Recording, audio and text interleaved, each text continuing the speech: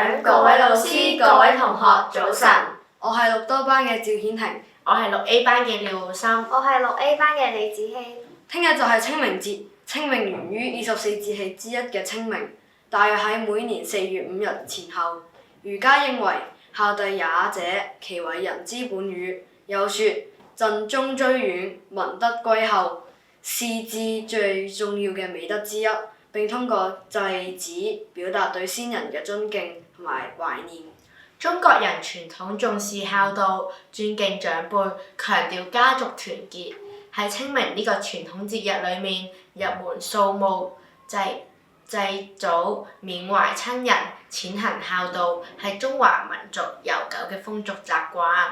相信同學們都讀過以下嘅一首唐詩：清明，杜牧。清明時節雨紛紛，路上行人欲斷魂。借問酒家何處有？牧童遙指杏花村。呢首詩係即景敘事之作，永寫清明時節嘅景物。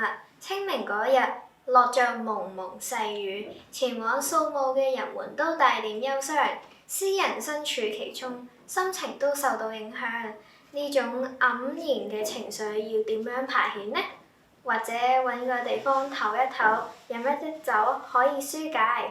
於是詩人向牧童詢問酒家喺邊度，牧童指着遠處嘅杏花村，告知酒家就喺嗰度。詩嘅前兩句描寫環境，營造氣氛，第一句直接點出題目清明兩字。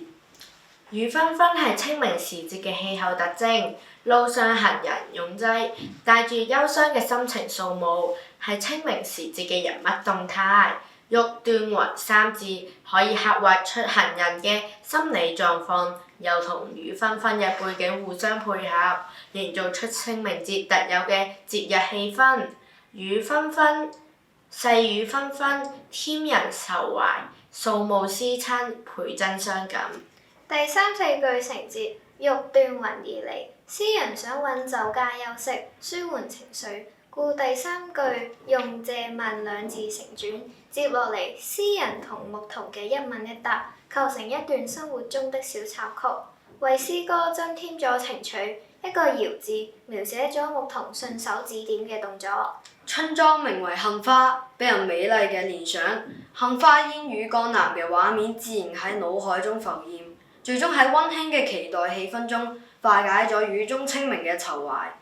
詩人接着有什麼行動？詩中並沒有提到，讀者可以通過想像加以領會。呢首小詩語言簡樸，寫出咗清明時節嘅人物活動，冇一個難字，更沒有典故，所以千百年嚟廣泛流傳，成為描寫清明節最出名嘅詩歌。清明係24個節氣之一，大家知唔知清明之後嘅節氣係邊個啊？我知係谷雨，而清明前一個節氣係春分。浩森，點解你會記得咁清楚嘅？有咩秘訣教下我哋啊？民間有一首24節氣歌，第一句係春雨驚春清谷天，記住呢7個字就可以背到春天嘅6個節氣啦。春雨驚春清谷天，先解釋春雨驚春。春就係立春，雨就係雨水，驚就係驚蟄，而第4個春字就係春分。我明白啦。春雨驚春清谷天，最後嘅清谷天，清就係指清明，而谷就係谷雨。哦，我都明白啦。春雨驚春清谷天嘅順序就係立春、雨水、驚蟄、春風、清明、谷雨。廖浩森，向你請教下，成首24節氣歌點樣念？春雨驚春清谷天，夏滿芒夏暑相連，秋處露秋寒霜降，冬雪雪冬小大寒。春雨驚春清谷天，夏滿芒夏暑相連，秋處露秋寒霜降，冬雪雪冬小大寒。春雨驚春清谷天，夏滿芒夏暑相連，秋處露秋寒霜降，冬雪雪冬小大寒。等我上網將24節氣歌下載，再抄下，再背下，將24節氣嘅順序搞清楚，傳承中華文化。好，我哋一齊努力。